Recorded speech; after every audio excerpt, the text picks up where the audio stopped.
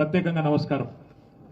నేను సరిగ్గా రెండున్నర సంవత్సరాల కిందట ఎలక్షన్ల సందర్భంగా భువనగిరికి వచ్చిన ప్రచారానికి, అట్లాగే ఆలేరు కూడా వచ్చిన ఒకటే రోజు ఇక్కడ వలిగొండలో, అక్కడ ఆలేరు నియోజకవర్గం యాదగిరిగుట్టలో ప్రచారానికి నేను వచ్చినప్పుడు వాస్తవానికి అక్కడ ఉన్న వాతావరణం చూస్తే ఒక్క క్షణం కూడా ఎన్నడూ అనుమానం పడలేదు. బ్రహ్మాండమైన ఉత్సాహభరితమైన వాతావరణం వలిగొండలో గాని యాదగిరిగుట్టలో గాని వేలాదిగా కార్యకర్తలు ప్రజలు తరలి వచ్చినారు. ఖచ్చితంగా కేసీఆర్ గారే తిరిగి గెలవాలి అనే ఒక వాతావరణం ప్రస్ఫుటంగా కనబడ్డది. మనసులో నేను అనుకున్నది ఏమంటే, నల్లగొండ జిల్లాలో, ఆనాడు ఉమ్మడి నల్లగొండ జిల్లాలో ఖచ్చితంగా గెలిచే సీట్లలో ముందు వరుసలో ఉండేది ఆలేరు భువనగిరి ముందు వరుసలో ఉంటాయని చెప్పి నేను అనుకొని పోయినా. కానీ మరి ఏ కారణం చేతనో మరి రెండు కూడా మనం కొద్ది శాతం ఓట్లతోనే కోల్పోవడం జరిగింది. కానీ ఈరోజు చాలా సంతోషం, 2 సంవత్సరాలు తిరగకుండానే మళ్ళీ సర్పంచ్ ఎలక్షన్లు జరిగితే భువనగిరి నియోజకవర్గంలో కాంగ్రెస్ కు 52 వస్తే మనకు 56 సర్పంచ్లు ఇక్కడ గెలుచుకున్నాం. ఆలేరు నియోజకవర్గంలో 74 మంది సర్పంచ్లు గెలిచినారు. మునుగోడులో కేవలం 2 మండలాలు వస్తాయి మనకు, చౌటుప్పలు, సంస్థ, నారాయణపూర్ 2 మండలాలు కలిపి అక్కడ కూడా 15 మంది సర్పంచ్లు గెలుచుకున్నాం. తుంగతుర్తి కూడా ఒకటే మండలం వస్తుంది మనకి, 2 ఏంటి మోత్కూరు, అడగూడు 2 వస్తాయి, అక్కడ 9 సర్పంచ్లు గెలుచుకున్నాం. అట్లాగే నకిరెక్కల్లో రామన్నపేట వస్తుంది, ఒకటే కదా, అక్కడ కూడా 7 సర్పంచ్లు. మొత్తం కలిసి యాదాద్రి భువనగిరి జిల్లాలో 161 మంది సర్పంచ్లను గెలిపించుకున్న నాయకత్వం మొత్తానికి హృదయపూర్వకంగా నేను అభినందనలు తెలియజేస్తా ఉన్నా. ఎందుకంటే పెద్దలు చెప్తారు, ఎక్కడ పోగొట్టుకున్న దాన్ని అక్కడనే దేవులాడుకోవాలి, అక్కడనే ఎత్తుకోవాలని చెప్తారు. 2 ఏళ్ల కింద ఎక్కడనైతే పోగొట్టుకున్నామో అధికారం, అక్కడి నుంచే తిరిగి మళ్లీ పూర్వ వైభవం ప్రారంభమైంది అనడానికి ఈరోజు ఆ యాదాద్రి లక్ష్మీ నరసింహస్వామి ఆశీస్సులతో మనం సాధించిన ఈ గెలుపే దానికి నిదర్శనం అని చెప్పక తప్పదు. ఈ గెలుపు సామాన్యమైన గెలుపు కాదు. ఇంతకుముందు సోదరుడు మాట్లాడుతూ ఒక మాట అన్నారు, పార్లమెంటు గెలుచుడు అలకగానే కానీ పంచాయతీ గెలుచుడు కష్టమని. అది నిజం కూడా. ఎందుకంటే ఎట్లెట్లా ఓట్లు తగ్గితే అట్లెట్లా ఓటు విలువ పెరుగుతుంది, ఓటు బరువు పెరుగుతుంది. నిజంగా కూడా ఒక్కొక్క ఇల్లు తిరిగి ఒక్కొక్క మనిషిని కలిసి కడుపులో తలబెట్టి ఆ ఉన్న 1000 ఓట్లలో 2000 ఓట్లలో గెలిచి రావడం అంటే మామూలు విషయం కానే కాదు. అందుకే మళ్ళొక్కసారి గట్టిగా గెలిచిన సర్పంచ్లకు, ఉప సర్పంచ్లకు గట్టిగా అభినందనలు చెప్తాం. మీ గెలుపు ఇవాళ రాష్ట్రంలోని పార్టీ మొత్తానికి 1000 ఏనుగుల బలాన్ని ఇచ్చింది. సామాన్యమైన విషయం కాదు. గెలిచిన వాళ్ళు అట్లాగే దగ్గరికి వచ్చి ఓడిపోయిన వాళ్ళు ఉన్నారు, కొంత దూరంలో ఉండి ఓడిపోయిన వాళ్ళు కూడా ఉండొచ్చు. కానీ 12,800 గ్రామాల్లో పోటీ చేసి వీరోచితంగా పార్టీ కోసం గిరిగీసి బరిలో నిలబడ్డ ప్రతి ఒక్కరికి గట్టిగా చప్పట్లు కొట్టి ఒకసారి అభినందనలు చెప్పాలని చెప్పి కూడా నేను కోరుతా ఉన్నా. ఈ గెలుపు, ఈ ఉత్సాహం ఏదైతే మన సర్పంచ్ ఎన్నికలతో మన పార్టీలో వచ్చిందో ఇది సామాన్యమైంది కాదు. ఎందుకంటే అవతల వాళ్ళ అరాచకం కూడా సామాన్యమైంది కాదు. ఎన్ని రకాల ఇబ్బందులు పెట్టినారో మీ ఉమ్మడి నల్లగొండ జిల్లాలో మీరే చూసినారు. తమ్ముడు ఇప్పుడే కిషోర్ చెప్పినట్టు నూతన్కల్ మండలంలో లింగంపల్లి అనే ఊరిలో మల్లయ్య యాదవ్ అనే మన సోదరుడు, మన కార్యకర్త, ఆయన కోడల్ని వార్డు మెంబర్గా నిలబెట్టిండు. పాపం ఆయన తిరుగుతా ఉన్నాడు ప్రచారానికి. అదే ఊరిలో మన మండల అధ్యక్షుడు ఇంకో మల్లయ్య ఉంటాడు. ఆ మల్లయ్య గారి మీద దాడి చేయడానికి కాంగ్రెస్ ముష్కరులు, కాంగ్రెస్ గుండాలు 50 మంది వచ్చి రాత్రిపూట 10-10:30కు అందరు సలిపూట వెళ్ళిపోతే 50 మంది కావాలని మాటేసి పోయి దాడి చేస్తే, అందులో మరి దురదృష్టవశాత్తు మల్లయ్య యాదవ్ గారి మీద వారు దాడి చేస్తే రాళ్లతోని కొట్టి కిరాతకంగా అక్కడే లింగంపల్లిలో దాడి చేసి చంపేసినారు. ఇది ఒక చోటనే కాదు, ఇట్లా చాలా చోట్ల చాలా దాడులు జరిగినాయి. ఇక బెదిరింపులకైతే లెక్కనే లేదు. అంత ఎంత గలీజ్ అంటే, రాజకీయం ఎంత గలీజ్గా మారిందంటే కాంగ్రెస్ వచ్చినాక మనం కూడా ఉన్నాం 10 ఏళ్ళు ప్రభుత్వంలో, కానీ ఎప్పుడు ఇంత చిల్లర రాజకీయం చేయలే. నల్లగొండ నియోజకవర్గం తిప్పర్తి మండలం ఎల్లమ్మగూడెం అనే గ్రామంలో సర్పంచ్ గా నామినేషన్ ఇస్తే మన సోదరుడు, ఆయన పేరేముండేనే యాదగిరి గారు నామినేషన్ ఇస్తే ఆ సోదరుని బెదిరించినారు, ముందు కొట్టినారు, కాళ్ళ మీద ఏళ్ల మీద కనబడుతున్నాయి దెబ్బలు. ఎగ్జామినేషన్ చేస్తే ఏ డాక్టర్ అయినా సర్టిఫికెట్ ఇస్తాడు, బాగా కొట్టినారు. కొట్టడమే కాదు, అయినా కూడా తమ్ముడు వినకపోతే కారులో వేసుకొని కిడ్నాప్ చేసి తీసుకొని పోయినారు. తీసుకొని పోయి అక్కడ ఉండే మంత్రి బలుపుతో ఆయన కనుసన్నలో ఉండే ఆయన అనుచరుల అహంకారం వల్ల మూత్రం దాగిపించి ఆయనను బెదిరించి ఇన్సల్ట్ చేసి అక్కడికక్కడనే ఆయనను అవమానించే ప్రయత్నం చేసినారు. అంటే ఎంత కిరాతకమైన ఎంత చిల్లర వికృతమైన రాజకీయం ఇది ఈ జిల్లాలో జరుగుతున్నది కాంగ్రెస్ నాయకుల కనుసన్నలో ఒక్కసారి మీరు ఆలోచన చేయండి. అట్లాగే ఒకటి రెండు కాదు, ఇట్లా ఎన్నో ఉన్నాయి ఉదాహరణలు. హుజూర్ నగర్ కాన్స్టిట్యున్సీలో అయితే మన వాళ్ళని తీసుకొని పోయి పోలీస్ స్టేషన్లలో కూర్చోబెట్టి బెదిరించి ఆఖరికి కాంగ్రెస్ మండల అధ్యక్షుడిని పోలీసు కూడా పిలిపించుకొని వాళ్ళకు మన క్యాండిడేట్ని అప్పచెప్పి పంపించే పరిస్థితి. ఇంత చిల్లర రాజకీయం ఇవాళ ఈ జిల్లాలో జరుగుతూ ఉన్నది. పోనీ ఇదంతా ఒక దిక్కు అయిపోయింది. తర్వాత ఎలక్షన్లు అయినాయి. మనోళ్ళు మొక్కవోన్ ధైర్యంతో కొట్లాడినారు. నకిరేకల్ నియోజకవర్గం చినకాపర్తి అనే గ్రామంలో మనకు పడ్డ ఓట్లను, మరి అధికారులకు ఏమైందో నాకు తెలియదు, మనకు పడ్డ ఓట్లను అవి కలిపితే మనం గెలిచిపోతాం. అవి పక్కకు బారేసి పక్కన మోరులో దొరికినాయి. మన లింగయ్య గారు పోయి చిరుమర్తి లింగయ్య గారు కొట్లాడి అట్లెట్లా మీరు లెక్క పెట్టారని గొడవ చేస్తే అది మొత్తం రాష్ట్రం దృష్టికి వచ్చింది. అట్లాగే ఇక్కడ రాఘవాపురం గాని వాసాల మరి గాని మీ యాదాద్రి భువనగిరి జిల్లాలో గెలిచిన వాళ్ళని కావాలని ఇవాళ దగ్గర రాష్ట్రం మొత్తం నిన్న కూర్చొని లెక్క తీసినాం మన పార్టీ ఆఫీసులో. రాష్ట్రం మొత్తం ఒక 100-150 గ్రామాలు ఇట్లున్నాయి. మనం గెలిచినాక కూడా కావాలని రీకౌంటింగ్ పెట్టి దొంగతనంతోని అధికార బలంతోని అధికార దుర్వినియోగంతో గెలిచిన ఒక 100-150 గ్రామాలున్నాయి. ఒక్కటి కూడా వదిలిపెట్టాం. కోర్టుకు పోతాం. తప్పకుండా గెలిచి వచ్చేదాకా మీకోసం కొట్లాడతామని చెప్పి కూడా నేను విజ్ఞప్తి చేస్తా ఉన్నా. మనం ఎమ్మెల్యేలనే ఇడిచిపెట్టలేదు. మన పార్టీ వదిలిపెట్టి 10 మంది ఎమ్మెల్యేలు పోయి కాంగ్రెస్ పార్టీలో చేరినారు. మీరు చూసే ఉంటారు. స్పీకర్ గారికి కనబడతలేదంట. ఏది ఎమ్మెల్యేలు సిగ్గు లేకుండా వాళ్ళే చెప్పుకున్నారు. మీరు చూసే ఉంటారు. ఇక మీ పక్కనే ఉంటుంది నియోజకవర్గం, ఎక్కువ దూరం లేదు, ఇటుకెళ్ళి ఒక 30-40 కిలోమీటర్లు స్టేషన్ గన్పూర్. కడియం శ్రీహరి గారు ఆయన్నే చెప్పుకుంటున్నాడు, నేను అభివృద్ధి కోసం కాంగ్రెస్ లో చేరినా అని ఉపన్యాసాలు ఇచ్చిండు మైకులలో. కానీ స్పీకర్ కనబడతలేదంట. వినబడతలేదంట. అంటే ఎంత గలీజు, ఎంత వికృతమైన రాజకీయం అంటే స్పీకర్ గారేమో ముఖ్యమంత్రి ఏం చెప్తే అది ఆయన చేస్తా ఉన్నాడు.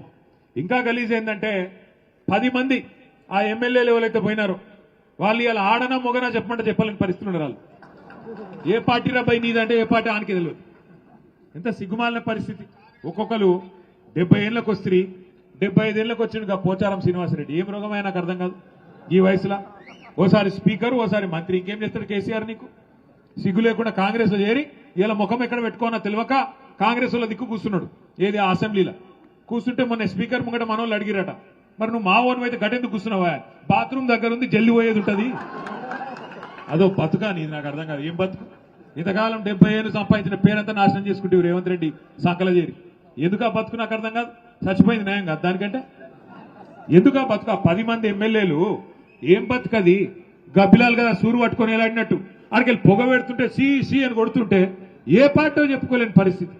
ఓ పెద్ద మాటలు చెప్తాడు కడియం శ్రీహరి. ఏదో కడియం అంటే కమిట్మెంట్, క్యారెక్టరా కాకరకాయన ఆయన చెప్తున్నాడు. నేను చూస్తున్నా, ఆడ పోతున్నప్పుడు చూస్తున్నా వరంగల్. కమిట్మెంట్ అడు. ఏం కమిట్మెంట్? ఏమిటిది? ఏ పార్టీలు ఉన్నావా అంటే అతి తెలివి. యా పార్టీలు ఉండాలో ఆ పార్టీలోనే ఉన్నాడు. ఎట్లుంటుందంటే ఇప్పుడు మీ కొడుకో బిడ్డనే ఉంటారు. ఇక ఇంటికి రాలేదు, ఆలస్యమైంది, లేటుగా అవుతుంది, రాత్రి 9 అవుతుంది, 10 అవుతుంది, సలిపూట, ఏడున్నాడు రా పిల్లగాడని నువ్వు ఫోన్ చేస్తావు అనుకో. ఏడున్నారా కొడుక అంటే 7 ఉండాలనో గాడినే ఉన్నా అన్నాడు అనుకో. ఏమనిపిస్తుంది? దౌడమికలు ఒకటి తప్పబుద్ధి కాదు. ఒక గట్లే ఉన్నది కత్తియాల మన పాటలకి వెళ్ళి పోయిన వాళ్ళు. ఇలా నకరాలు కాకపోతే నాకు అర్థం కాదు. ఓ రేవంత్ రెడ్డి ఉండేది 3 ఫీట్లు కానీ 30 ఫీట్లు డైలాగులు కొడతాడు. ఓహో ఆహా ఏదో పెద్ద గెలిచినా పీకినా అడ్డిమారి గుడ్డి దెబ్బల ముఖ్యమంత్రి అయినవు. మాకు తెలియదా? నీకు తెలియదా?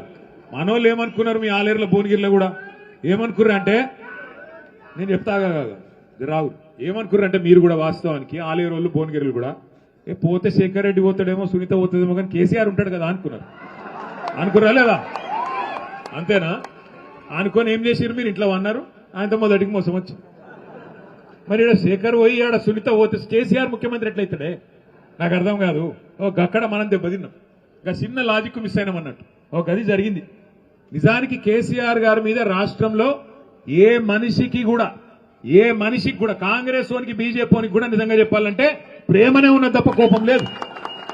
ఎందుకంటే వాళ్ళకు కూడా ఎరికే బయటికేదో మాట్లాడతారు కానీ తెలంగాణ అనే రాష్ట్రం వచ్చిందంటే 2001లో ఈ జిల్లా గులాబీ జెండా ఎగిరితేనే కదా వచ్చింది.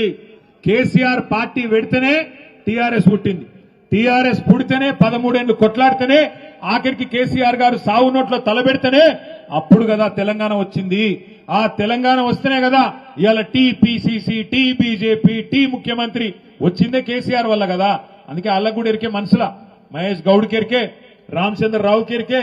అందుకే బయటికేదో మాట్లాడతారు కానీ ఆడనో ఇన్నో మళ్ళీ మేము కలిసినప్పుడు పెద్ద ఆయన బాగున్నాడా అన్న, ఎట్లున్నాడన్నా అని మంచిగానే మాట్లాడతాం.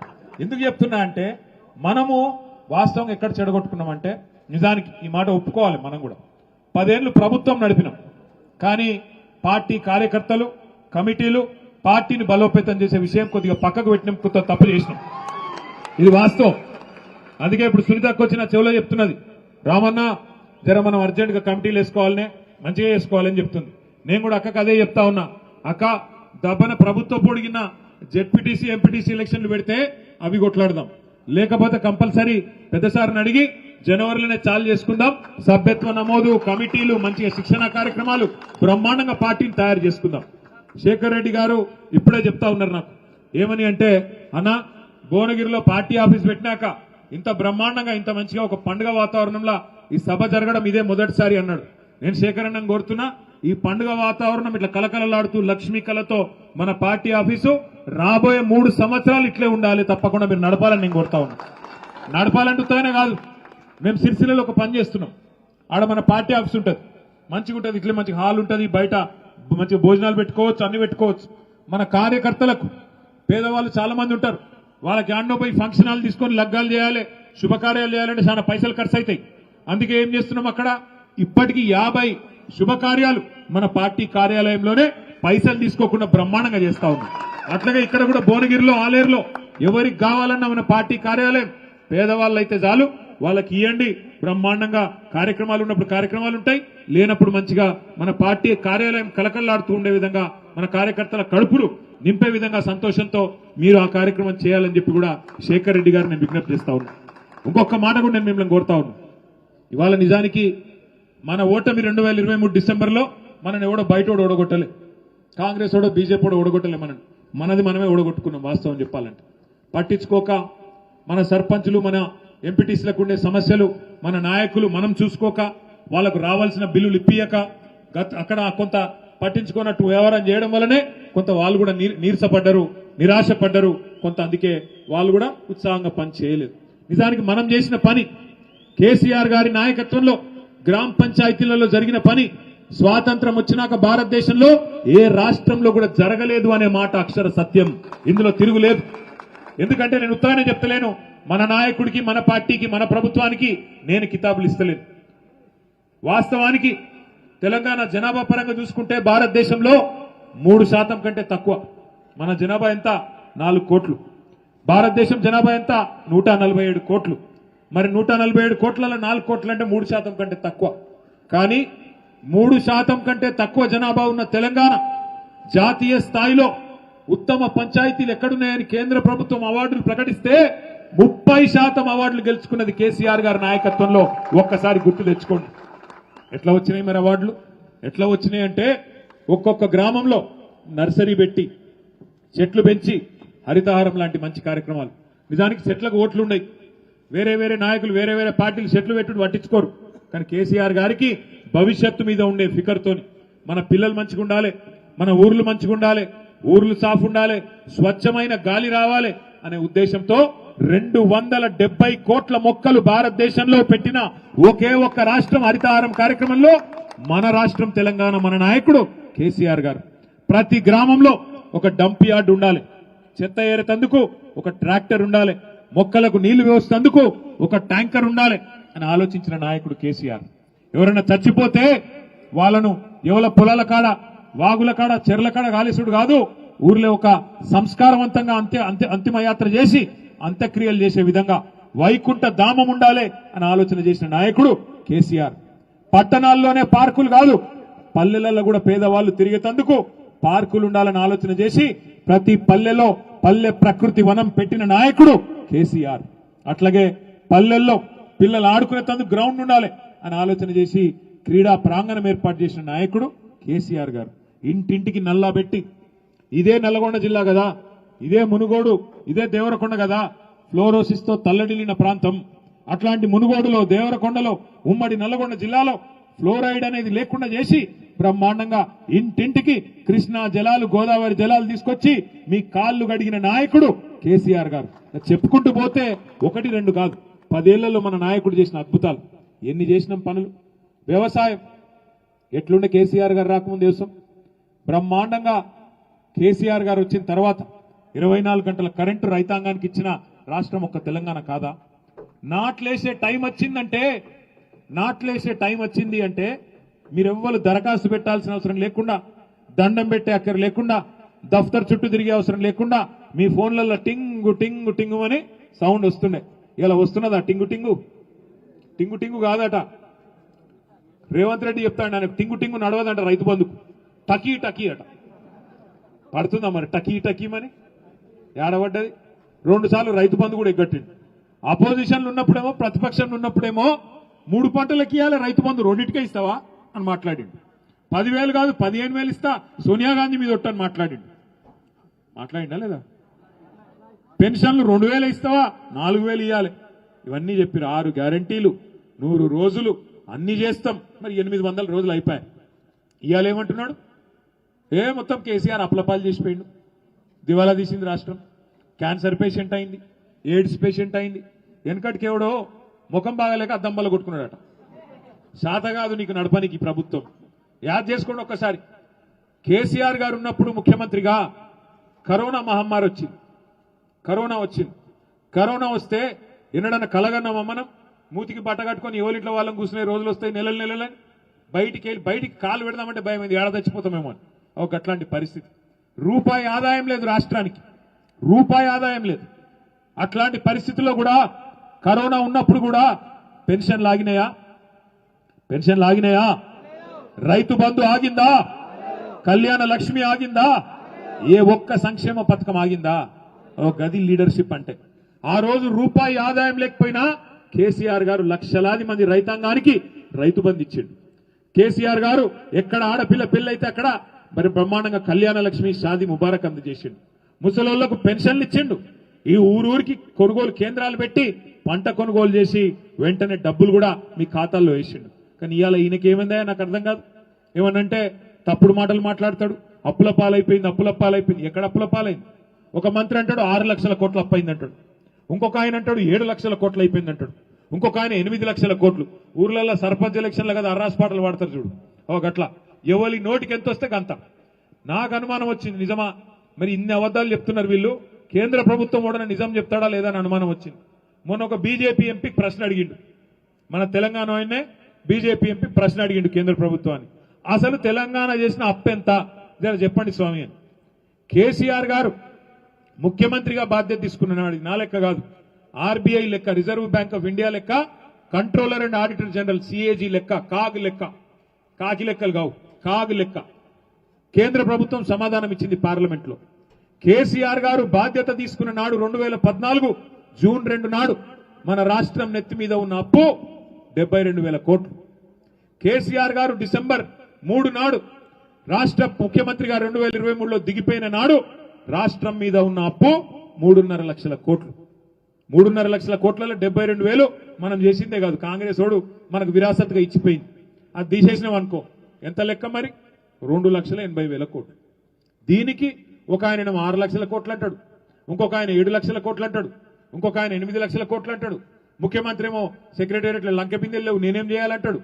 గట్టిగా మాట్లాడితే నీ గుడ్లు వీకి గోటిలాడుతా అంటాడు, నీ బోట్ నీదన్నది పేగులు మెడలేసుకుంటా అంటాడు. గిసొంటోడు దొరికిండు మనకు. పచ్చి అబద్ధాలు చేసిన అప్పే 2,80,000 కోట్లు. మరి మీరు అడగచ్చు, మరి 2,80,000 కోట్లు కూడా ఎందుకైంది అన్నా? ఎందుకైంది అంటే మీ ఉమ్మడి నల్లగొండ జిల్లాలో మన ప్రభుత్వం రాక మునుపు ఒక్కటంటే ఒక్క మెడికల్ కాలేజ్ లేదు. ఇవాళ ఉమ్మడి నల్లగొండ 3 జిల్లాలైంది, సూర్యాపేట, యాదాద్రి భువనగిరి, నల్లగొండ. ఇవాళ ఒక్క మెడికల్ కాలేజీ లేని నల్లగొండలో ఈరోజు 1 కాదు 3 మెడికల్ కాలేజీలు, 3 నర్సింగ్ కాలేజీలు ఇచ్చిన ఘనత మన నాయకుడు కేసీఆర్ గారు. ఉమ్మడి నల్లగొండ జిల్లాలో గతంలో ఒక్క విద్యుత్ ఉత్పత్తి కేంద్రం లేదు. ఇవాళ మీరు నల్లగొండ జిల్లా దామెరచెర్లకు పోతే దక్షిణ భారతదేశంలో కాదు, భారతదేశంలోనే అతి పెద్దదైన ఒక అల్ట్రా మెగా పవర్ ప్లాంట్ పెట్టి అక్కడ దబ్బన గోదావరిలో ఏమన్నా కింద మీద అయినా మనకి ఇక్కడి నుంచి విద్యుత్ అందించేందుకు 4000 మెగావాట్లు, 4000 కదా, ఎన్ని వేల కోట్లది, 39,000 కోట్ల రూపాయలతో 4000 మెగావాట్ల అల్ట్రా మెగా పవర్ ప్లాంట్ పెట్టిన ఘనత కేసీఆర్ గారిది. పక్కనే యాదాద్రి లక్ష్మీనరసింహస్వామి ఆలయం ఉన్నది. ఎట్లుండే 2014 మునుపు యాదాద్రి లక్ష్మీనరసింహస్వామి దేవాలయం ఇవాళ ఎట్లయింది? మరి ఆ దేవాలయం మీద ఏ నాయకుడు గతంలో ఖర్చు పెట్టని విధంగా 1800 కోట్ల రూపాయలు ఖర్చు పెట్టి ఆ దేవాలయాన్ని భారతదేశంలోనే ఒక అపురూపమైన దేవాలయంగా మలిచిన ఘనత కేసీఆర్ గారిది కాదా? ఏమైంది ఉమ్మడి నల్లగొండ? ఏమైంది ఉమ్మడి నల్లగొండకి అంటే, మరి కేసీఆర్ గారు 2,80,000 కోట్ల అప్పు చేస్తే ఏం చేసిండు? అప్పు చేసి ఏం చేసిండంటే, ఇవాళ మీరు ఒక్కసారి యాద్ చేసుకోండి. ఉమ్మడి నల్లగొండ జిల్లా ఒక దిక్కు కృష్ణా నీళ్లు రావు, ఫ్లోరోసిస్ తో బాధ, మంచినీళ్లకు లేవు. మంచినీళ్ల కోసం మిషన్ భగీరథ పెట్టి 40,000 కోట్ల రూపాయలు ఖర్చు పెట్టి మిషన్ భగీరథ చేసిండు కేసీఆర్ గారు. కాళేశ్వరం ప్రాజెక్టు ద్వారా ఈ ప్రాంతం ఆలేరు గాని, భువనగిరి గాని, అట్లాగే పక్కనే ఉండే జనగామ గాని, ఈ అన్ని ఏరియాలకు తుంగతుర్తి గాని, కిందికి సూర్యాపేట, కోదాడ, అట్లాగే మన కింది దాకా గోదావరి నీళ్లను తీసుకొచ్చి ఒక 93,000 కోట్లు ఖర్చు పెట్టి కాళేశ్వరంలో మరి వాళ్ళ 45 లక్షల ఎకరాలకు నీళ్లు ఇచ్చిండు కేసీఆర్. ఎక్కడ పెట్టిండు డబ్బులు అంటే 73,000 కోట్ల రూపాయలు రైతుల ఖాతాల్లో, ఒకటి కాదు రెండు కాదు, 70 లక్షల మంది రైతుల ఖాతాల్లో 11 పంటలకు 73,000 కోట్ల రూపాయలు మీ ఖాతాల్లో జమ చేసిన నాయకుడు రైతు బంధు రూపంలో కేసీఆర్ కాదా? 2 సార్లు రుణమాఫీ, రెండింటికి కలిపి 30,000 కోట్లు, ఉచిత విద్యుత్ 24 గంటలు, ఒక్కొక్క సంవత్సరానికి 5,000 కోట్లు, 10 ఏళ్లకు 50,000 కోట్లు ఉచిత విద్యుత్. మరి ఇవన్నీ కేసీఆర్ వ్యవసాయం మీద పెట్టిన పెట్టుబడి కాదా? రైతుల మీద పెట్టిన పెట్టుబడి కాదా? మనకు నీళ్లు ఇచ్చేందుకు తెచ్చిన పెట్టుబడి కాదా? ఏం చేసిండు కేసీఆర్ అంటే ఒక గిజ్ చేసిండు. మీ కళ్ళ ముంగట కనబడుతున్నది. పల్లెలు బాగా చేసిండు, పట్టణాలు బాగా చేసిండు, వ్యవసాయం బాగా చేసిండు, కరెంటు బాగా చేసిండు, 200 పింఛన్ను 2,000 చేసిండు, 500 పెన్షన్ను 4,000 చేసిండు. మీ లెక్క ఓట్ల కోసం అబద్దాలు చెప్పలే. ఓట్ల కోసం అబద్దాలు చెప్పి మోసం చేయలే కేసీఆర్ గారు. ఎన్నడూ మేనిఫెస్టోలో మనం పెట్టలే 1,00,000 రూపాయలు ఇస్తాం ఆడపిల్ల పెళ్లికని. కానీ మీరు లంగలు మీరు చెప్పారు 1,00,000 రూపాయలు కేసీఆర్ ఇస్తుండు కదా, మేము తులం బంగారం ఇస్తామన్నారు. ఇచ్చిండా మరి తులం బంగారం? అది తులం బంగారం కాదు, మీ మెడల పుస్తల తాడు ఎత్తుకపోతే ఆడే మంచోడు. గంత లంగలు వాళ్ళు కాంగ్రెస్ వాళ్ళు. అందుకే మనం చెప్పినాం ఎలక్షన్లకు ముందు, నమ్మకుండ్రి వాళ్ళు మంచోళ్ళు కాదు అంటే నమ్మిరు. మీ నల్గొండ జిల్లా వాళ్ళు ఒక సూర్యాపేట వాళ్ళు తప్ప మిగతా 11 నియోజకవర్గాలు నమ్మిరు. ఇలా నమ్మినాక ఇవాళ అర్థమవుతుంది మెల్లగా మెల్లగా మెల్లగా, అయ్యో తప్పైపాయ్, ఎంత పని చేస్తేమి, తినే పళ్ళంలా మన్ను పోసుకుంటేమి, పాలిచ్చే బర్రెను పక్కకు పెడితేమి, తన్నే దున్నపోతుని తెచ్చుకుంటే ఎంత పని అయిపోయారా బాబు అని బాధపడుతున్నారు. కానీ ఒకటి మాత్రం వాస్తవం, సర్పంచ్ ఎలక్షన్లలోనే ఆ మార్పు కనబడుతున్నది. మార్పు మార్పు మార్పు అని కాంగ్రెస్ ఏదైతే డైలాగ్ కొట్టిందో దానికి రివర్స్ మార్పు ఖచ్చితంగా ఇక్కడనే కనబడుతున్నది. అందుకే నాకు పూర్తి విశ్వాసం ఉంది, వారం రోజుల్లోనే జిల్లా పరిషత్ ఎలక్షన్లు వస్తున్నాయట. నేను మిమ్మల్ని అందరినీ మనస్ఫూర్తి కోరుతున్నా, ఆలేరులో భువనగిరిలో గతంలో జరిగిన తప్పు మళ్ళా జరగనీయకండి. వాళ్ళెవరో గెలిస్తే నాకేమొస్తుంది, పోతే వీళ్ళు పోతారు కదా, వాళ్ళు మంచిగానే ఉంటారు కదా, గట్లా కాదు. దయచేసి నేను మిమ్మల్ని కోరుతున్నా, ఏ ఐకమత్యాన్ని అయితే మనం గతంలో ప్రదర్శించినమో ఉద్యమ కాలంలో మళ్ళీ అదే ఐకమత్యం రావాలి. భువనగిరి కోట మీద గులాబీ జెండా ఈసారి ఎగరాలి జిల్లా పరిషత్ ఎన్నికల్లో అని చెప్పి నేను కోరుతా ఉన్నా. దయచేసి ప్రతి జెడ్పీటీసీ సీటును, ప్రతి ఎంపీటీసీ సీటును ఛాలెంజ్ గా తీసుకోండి. పార్టీ బీఫామ్ మీద జరిగే ఎన్నిక ఇది, కారు గుర్తు మీద జరిగే ఎన్నిక ఇది, గులాబీ కండువా వేసుకొని రుబాబుగా కొట్లాడే ఎన్నిక ఇది. కాబట్టి యాదాద్రి భువనగిరి జిల్లాలో జిల్లా పరిషత్ గతంలో ఎట్లయితే కొట్టినామో ఈసారి కొట్టాల్సిన బాధ్యత గౌరవ గెలిచిన సర్పంచులు, కొద్ది తేడాతో ఓడిన సర్పంచులు మీరే కథానాయకులు, మీరే కథానాయికలై ముందుకు నడపాలని చెప్పి కూడా నేను కోరుతా ఉన్నా. నేను చూస్తా ఉన్నా సర్పంచులు గెలిచిన మనోళ్ళు సంబరాలు చేసుకుంటున్నారు. కాంగ్రెస్ వాళ్లకు కడుపుల అజీర్తి లెక్క అవుతాను. అగో వీళ్ళు గినిగానం గెలిచిరి ఎట్లా అని వాళ్ళకు కొద్దిగా అరుగుతలేదు. అరగాక కాంగ్రెస్ ఎమ్మెల్యేలు నోటికొచ్చినట్టు మాట్లాడుతున్నారు. ఒక ఎమ్మెల్యే అంటాడు, నేను ఇందిరమ్మ ఇల్లు ఇయ్య నీకు, ఎక్కడెక్కడైతే బీఆర్ఎస్ వాళ్ళు గెలిచిరో నేను ఇయ్యా. ఇంకొకడు అంటాడు పింఛన్లు ఇప్పియా. నేను ఒకటే మాట చెప్తున్నా, ఇక్కడున్న మా సర్పంచ్ సోదరులు, మా గౌరవ ఉప సర్పంచులు, గౌరవ వార్డు సభ్యులు మీ అందరికి ఒకటే చెప్తా ఉన్నా, ఇయ్యకపోయేందుకు ఇందిరమ్మ ఇండ్లే కావచ్చు, పింఛన్లే కావచ్చు, ఇంకో ప్రభుత్వ పథకమే కావచ్చు, ఇయ్యకపోయేందుకు ఇది రేవంత్ రెడ్డి గారి అత్త సొమ్మో లేకపోతే ఇక్కడున్న ఎమ్మెల్యే గారి అబ్బసొత్తో కానే కాదు. బాబాసాహెబ్ అంబేద్కర్ రాసిన రాజ్యాంగం ఆధారంగా మనకు ధర్మంగా రాజ్యాంగం ప్రకారం రావాల్సిన హక్కు ఇయ్యకపోయేందుకు వాని అయ్యే జాగీరు కాదు, వాని అత్త సొమ్ము కాదు. భయపడే అక్కర లేదు. మీరు సర్పంచులు, మీకు హక్కులుంటాయి. మీకు ఒక చిన్న ముచ్చట చెప్పాలి నేను. ఏంది అంటే భారతదేశంలో మనకు నిజంగా చెప్పాలంటే 5 అంచెల్లో ప్రభుత్వాలు ఉంటాయి. పైన కేంద్ర ప్రభుత్వం ఉంటుంది, ఢిల్లీలో ప్రధానమంత్రి గారు, ఎంపీలు, కేంద్ర మంత్రి మండలి, వాళ్ళు దేశం మొత్తానికి వాళ్ళు డైరెక్షన్ ఇస్తారు. కొద్దిగా కిందికి వస్తే 28 రాష్ట్రాలు ఉన్నాయి. 28 రాష్ట్రాల్లో ముఖ్యమంత్రులు, ఎమ్మెల్యేలు, మంత్రులు, వాళ్ళు ఎమ్మెల్సీలు, వాళ్ళు రాష్ట్ర ప్రభుత్వాన్ని నడుపుతారు. అట్లాగే ఇంకో కొద్దిగా కిందికి వస్తే జిల్లాలో జిల్లా పరిషత్ ఉంటుంది. జిల్లా పరిషత్లో జిల్లా చైర్మన్ గారు, జెడ్పీటీసీలు, వాళ్ళు జిల్లాని, స్థానిక సంస్థల్ని సమన్వయం చేసుకుంటూ వాళ్ళు నడుపుతారు. ఇంకొద్దిగా కిందికి వస్తే మున్సిపాలిటీలు, మండల పరిషత్లు, మున్సిపల్ చైర్మన్లు, కౌన్సిలర్లు ఒక దిక్కు, పట్టణాల్లో మండలాల్లో మండల పరిషత్తు చైర్మన్ గారు, ఎంపీటీసీలు ఒక దిక్కు. ఇంకా కొద్దిగా కిందికి వస్తే గ్రామ పంచాయతీలో సర్పంచ్ గారు, ఉప సర్పంచ్ గారు, వార్డు సభ్యులు. ఒకసారి మన పాత్ర, మన పరిధి, మన హక్కులు మనకు తెలిస్తే ఎవరేం చేయలేరు. గ్రామానికి సంబంధించినంత వరకు గ్రామ పంచాయతీ సర్పంచ్ మళ్ళీ అల్టిమేట్ గా వారే ముఖ్యమైన నాయకుడు అవుతారు. చాలాసార్లు నేను చూస్తూ ఉంటా, గ్రామ పంచాయతీ ఎన్నికలు కాగానే కొద్ది రోజుల తర్వాత ఎంపీటీసీ ఎలక్షన్లు కాగానే మరి సర్పంచులకు, ఎంపీటీసీలకు పంచాయతీ స్టార్ట్ అవుతుంది. ఎంపీటీసీలు ఏమంటారు, అరే ఆయన ఒక్క ఊర్లో గెలిచిండు, నేను 3 ఊర్ల పొత్తులో గెలిచిన, నేను ఎక్కువ ఓట్లతో నేను గెలిచిన, మరి నాకు సీట్ వేయాలి, నాకు గ్రామ పంచాయతీలో అంటారు. అందుకే మన పాత్ర తెలియాలి. మన పాత్ర ఏంది, మన విధులేంది, మనకు వచ్చే నిధులేంది, ఇది మీకు తెలిస్తే పంచాయతీ ఉండదు. అందుకే మీకు చెప్పే ప్రయత్నం చేస్తున్నా. గతంలో నేను పంచాయతీరాజ్ శాఖ మంత్రిగా కూడా 1 సంవత్సరంన్నర పనిచేసిన అనుభవంతో చెప్తాను. ఇప్పుడు మీరు అందరూ ఆ టీవీ యాడ్ చూసే ఉంటారు. భగవంతునికి భక్తునికి అనుసంధానం ఏమిటిది? బాబా ఏం పర్ఫెక్ట్ చెప్తారా? ఇదైతే ఎక్కడ పోయినా చెప్తారు మొత్తం. గట్లాగే గ్రామ పంచాయతీకి, మండలానికి అనుసంధానకర్త ఎవరు అంటే ఎంపీటీసీ గారు. గ్రామ పంచాయతీకి, మండలానికి అనుసంధానకర్త ఎంపీటీసీ. అట్లాగే మండలానికి, జిల్లాకు అనుసంధానకర్త ఎవరు అంటే ఎవరు? జెడ్పీటీసీ గారు. భగవంతునికి భక్తునికి లెక్క, మధ్యలో అగరవత్తి లెక్క ఈయన ఉండాలి నిజానికి. కానీ ఏమైతుంది, నాకు కృషి చేయాలి గ్రామ పంచాయతీలని ఎంపీటీసీ. ఎంపీటీసీ బాధ్యత అది కాదు. ఎంపీటీసీ గారి బాధ్యత మండలంలో కూర్చొని, ఇప్పుడు ఫైనాన్స్ కమిషన్ అని ఒకటి ఉంటుంది మన దేశంలో.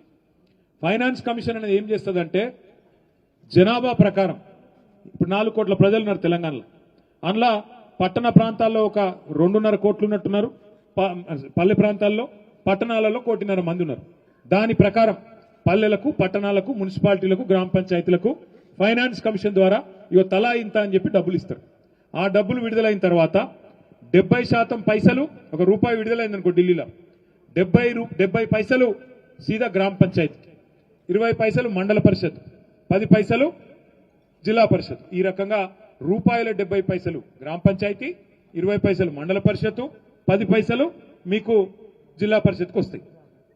వాటిని సమన్వయంతో ఖర్చు పెట్టుడు ఎట్లా? సర్పంచ్ గారు, ఉప సర్పంచ్ గారు ఆ ఊర్లో మీరు మాట ఇచ్చింటారు. మొన్న ఎన్ని మాటలు ఇచ్చింటారో నాకు తెలుసు. ఏది కావాలంటే అది చెప్తాను, నువ్వు అయితే నన్ను గెలిపిరాబాయ్ అని అంటారు మీరు. నాకు కూడా తెలుసు, మేము కూడా ఎలక్షన్లు కొట్లాడినాం. నేను కూడా 5 కొట్లాడిని, ఇప్పుడు 1 కాదు 2 కాదు. ఈ ఎలక్షన్లకు అట్లే ఉంటుంది, ఆపద మొక్కులు లెక్క. ఏది కావాలంటే అది చెప్తా, నాకైతే గెలిపిరాబాయ్ అంటారు. ఏం భయపడకూరి, చేసుకుందాం, అవి కూడా అన్ని కూడా చేసుకుందాం. అయితే ఆ 70 పైసలు ఏవైతే మీకు రాజ్యాంగబద్ధంగా బాబాసాహెబ్ రాసిన రాజ్యాంగం ప్రకారం వస్తాయో, అలా ఏ ఎమ్మెల్యే పెడుతందుకు అవకాశం లేదు. అలా తీర్మానం చేయాల్సింది గ్రామ పంచాయతీ. సర్పంచ్ గారి తీర్మానం లేకుండా, వార్డు సభ్యుల తీర్మానం లేకుండా, ఉప సర్పంచ్, సర్పంచ్ల సంతకం లేకుండా ఇక్కడ అనిల్ కుమార్ రెడ్డి చేసేది లేదు, అక్కడ బీర్లాయిలే చేసేదేం లేదు. ఉత్తదే వాళ్ళదంతా. మీదే రాజ్యం, మీదే హక్కులు తప్ప ఎవరికేం లేవు. ఇక వాళ్ళు వీళ్ళు చెప్తారు మీకు ఏదో లేని పని ముచ్చట్లు, ఎమ్మెల్యే సాబ్ పిలుస్తుండు, ఇట్రాన్రి అట్రాన్రి, అది చేస్తాం ఇది చేస్తాం. పట్టించుకోకుండ్రి, వాళ్ళతో అయ్యేది లేదు, పోయేది లేదు, ఊదు కాలేదు, పీరు లేవది. వాళ్ళకే పైసలు లేవు, ఎమ్మెల్యేలకే పైసలు దిక్కులేవు. ఒక ఎమ్మెల్యే, కాంగ్రెస్ ఎమ్మెల్యేనే ప్రపంచ బ్యాంకు కుత్తరం రాసిండు. మా రేవంత్ రెడ్డి పైసలు ఇస్తలేడు, నువ్వన్న ఒక 100 కోట్ల అప్పి అని చెప్పి ప్రపంచ బ్యాంకుకు ఎల్లారెడ్డి ఎమ్మెల్యే ఉత్తరం రాసుకున్నాడు. ఇంకొక ఎమ్మెల్యే, జడ్చర్ల ఎమ్మెల్యే కాంగ్రెస్ ఆయన, మాకు పైసలు లేవు, మాకేం పని లేదు, ఏం చేయాలని ఆయన అన్నాడు. మహబూబ్ నగర్ ఎమ్మెల్యే గారైతే పెళ్లిళ్ళు పేరెంటాలకు పోతున్నాం తప్ప ఏం పని లేదు, మాకు బేకారు ఉన్నది మా పరిస్థితి ఇంకో కాంగ్రెస్ ఎమ్మెల్యే చెప్తున్నాడు. కాబట్టి వాళ్ళు మేమేదో చేస్తాం, మీకు పెద్దపీట ఇస్తాం ఏంటంటే పట్టించుకోకండి. ఏమాత్రం వాళ్ళకే పైసలు, వాళ్ళే ఆగంలో ఉన్నారు, వాళ్ళతో అయ్యేది లేదు. కానీ మీకుంటాయి, మీకు ఫైనాన్స్ కమిషన్ డబ్బులు వస్తాయి, నెల నెల రావాలి. అయితే ఫైనాన్స్ కమిషన్ డబ్బులకు కేసీఆర్ గారి ప్రభుత్వం ఉన్నప్పుడు మనం పల్లె ప్రగతి కోసం ఏం చేసినామంటే రూపాయి పైకెళ్ళి కేంద్రంకి వెళ్ళి వస్తే రూపాయి మనం తోడేసి ప్రతి నెల జీతం ఇచ్చినట్టు నెల నెల గ్రామ పంచాయతీకి పల్లె ప్రగతి నిధులు ఆ రోజు కేసీఆర్ ప్రభుత్వం ఇచ్చేది. ఈ 2 ఏళ్లలో రేవంత్ రెడ్డికి పైకి ఢిల్లీకి మూటలు పంపేందుకు పైసలు ఉన్నాయి, కానీ మనకు పల్లెలకు పంపనీకి మాత్రం లేవు. పైసా ఇయ్యలే. ట్రాక్టర్ల డీజిల్ పోద్దామంటే పైసలు లేవు, ట్యాంకర్ల నీళ్లు పోద్దామంటే పైసలు లేవు, ఊర్లలో బుగ్గలు వెళ్ళకపోతే బుగ్గలు పెడతా ఉంటూ లేడు, పంచాయతీ సెక్రటరీల కాడ పైసలే లేవు. ఇలా అధ్వానమైన పరిస్థితుల్లో పల్లెలు ఉన్నాయి. అందుకే మీ మీద బాధ్యత కూడా ఎక్కువ ఉంటుంది.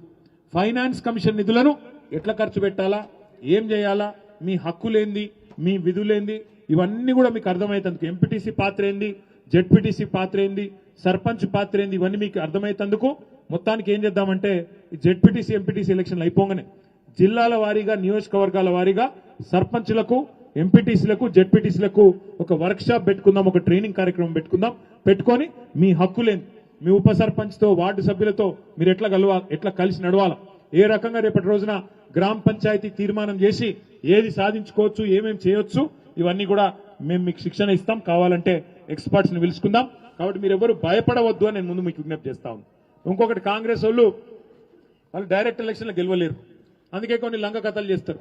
ఏం చేస్తారు, ఇక అర్జెంటుగా సర్పంచ్ను సస్పెండ్ చేయాలి, డిపోకి చెప్పి ఉప సర్పంచ్కు ఇవ్వాలి చార్జ్, వాళ్ళోడు ఉంటే గిన్న అని ఆలోచన చేస్తారు. దానికోసం కూడా నేను మీకు మాటిస్తున్న గౌరవ సర్పంచ్లకు, మీరు భయపడాల్సిన అవసరం లేదు. ప్రతి జిల్లాలో ఒక లీగల్ సెల్ ఏర్పాటు చేస్తాం. మీరు ఎక్కడ పోయే అవసరం లేదు. మీకు ఇక్కడనే న్యాయ పోరాటం చేయడానికి మీ మీద అక్రమ కేసులు పెట్టినా, అక్రమంగా మిమ్మల్ని తొలగించే ప్రయత్నం చేసినా, ఏ జిల్లాకా జిల్లా మీ జిల్లా నాయకత్వం మీకు లీగల్ సెల్ ని కూడా అందుబాటులో ఉంచుతుంది. వెంటనే కేసు వేయచ్చు, వెంటనే స్టే వస్తుంది. మీ మీద అన్యాయంగా ఎవరు కూడా ఏం చేయలేరు. ఏ రకమైన జులుం చేసినా పార్టీ మీకు అండగా ఉంటుందని కూడా నేను విజ్ఞప్తి చేసుకుంటా ఉన్నా. మరి మీరు కొంతమంది అనుకోవచ్చు, అన్నా మరి పైసలు లేవంటున్నావు ప్రభుత్వంలో, ఎట్లా పైసలన్నీ ఢిల్లీకి పోతున్నాయి. బాధ ఏంటంటే రాహుల్ గాంధీ గారు కప్పం కట్టాలి కదా, రేవంత్ రెడ్డి గారు కట్టకపోతే ఇట్లా పదవి ఊస్టింగ్ అయిపోతుంది కదా. అందుకే కమిషన్లు వచ్చే పనులకు మాత్రమే పైసలు ఇస్తాడు రేవంత్ రెడ్డి. రైతు బంధు ఇస్తే కమిషన్ రాదు, అందుకే రైతు బంధు ఇయ్యడు. పెన్షన్లు పెంచితే 2000 4000 చేస్తే కమిషన్లు రావు, కాబట్టి దాన్ని తీసుకోడు. మహిళలకు నెలకు 2500 ఇస్తా అన్నాడు, మహాలక్ష్మి అన్నాడు, అది ఇయ్యడు, కమిషన్ రాదు. మరి ఏం చేయాలా, ఢిల్లీకి పైసలు పంపనీకి మూటలకు, దానికోసం మాత్రమే కొన్ని కార్యక్రమాలు చేస్తున్నాడు. అందులో మీ దగ్గర ఒక దుర్మార్గమైన ప్రచారం చేస్తున్నాడు. ఏది మూసీ సుందరీకరణ అట ఈయన చేయబోతే మనం అడ్డుకున్నామంట. ఇక దానికి మీ కోమటిరెడ్డి వెంకటరెడ్డి, రేవంత్ రెడ్డి ఇంతటోళ్ళు కాదని చెప్పి ఇక్కడ పాదయాత్ర చేసిరు వలిగొండలో. నేను చూసిన, ఇక్కడ వచ్చి చెప్తున్నారు వాళ్ళు, మా నల్లగొండ జిల్లాకు, మా భువనగిరికి విషం దాగిపిస్తారు వయా మీరు, మాకు మంచి నీళ్లు కిందికి తీసుకొస్తామంటే మీకేమన్నైతుంది అని చెప్పి లొల్లి పెడుతున్నారు వాళ్ళు. దయచేసి మీకు ఒక విషయం నేను వాస్తవం చెప్పాలి. కేసీఆర్ గారి ప్రభుత్వం ఉన్నప్పుడే, మన ప్రభుత్వంలో నేను మున్సిపల్ మంత్రిగా ఉన్నప్పుడే 1, 2 కాదు 36 మురుగునీటి శుద్ధీకరణ కేంద్రాలు, ఎస్టీపీలు, సివరేజ్ ట్రీట్మెంట్ ప్లాంట్లు 4000 కోట్ల రూపాయలతో మనమే కట్టినాం. కట్టి మూసీలోకి వచ్చే నీటిని మొత్తాన్ని 100% సివరేజ్ ట్రీట్మెంట్ చేసిన ఘనత మన నాయకుడు కేసీఆర్ గారిది అనే మాట నేను మీకు విజ్ఞప్తి చేస్తా ఉన్నా. సరే, మొత్తం పని కాలే, ఇంకా కొంత పని మిగిలి ఉండే. ఇలా నిజానికి రేవంత్ రెడ్డికి కానీ కాంగ్రెస్ ప్రభుత్వానికి కానీ చిత్తశుద్ధి ఉంటే ఆ 2000 MLDల మురికి నీరు ఏదైతే మూసీలోకి వస్తున్నదో హైదరాబాద్ మహానగరంలో, వాటికి ఎస్టీపీలు కడితే చాలు. దానికి అయ్యే ఖర్చు ఎంత, సుందరీకరణకు ఎస్టీపీలు కట్టడానికి మొత్తం అయ్యే ఖర్చు 16,000 కోట్లు. ఈ లెక్క కూడా మనమే గతంలో డిపిఆర్ తయారు చేసి పెట్టినాం.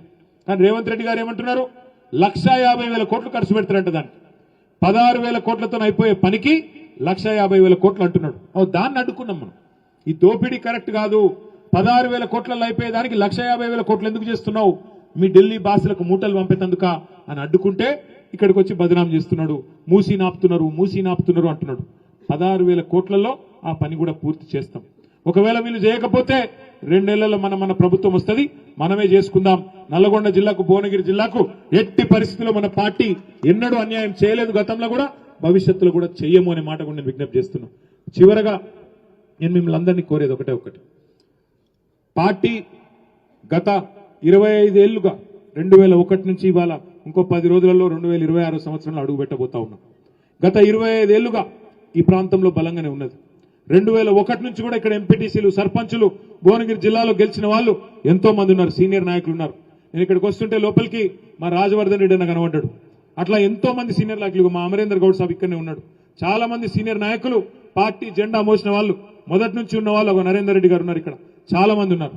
అట్లాంటి నాయకులందరూ కూడా వారిని స్ఫూర్తిగా తీసుకునే మనం కొట్లాడుతూ ఇవాళ 2 సార్లు ప్రభుత్వాన్ని నడిపినాం, 14 ఏళ్లు ఉద్యమాన్ని నడిపినాం, గత 2 ఏళ్లుగా ప్రతిపక్ష పార్టీగా సమర్థవంతంగా మన పాత్ర మనం పోషిస్తా ఉన్నాం. తప్పకుండా ప్రజల పక్షాన నిలబడదాం, కొట్లాడదాం. 6 గ్యారంటీలు ఏమైనా అడుగుదాం, రుణమాఫీ ఎందుకు మొత్తం చేయలేదో నిలదీద్దాం. అట్లాగే ప్రజలకు సంబంధించిన ప్రతి సమస్య మీద గలమెత్తుదాం.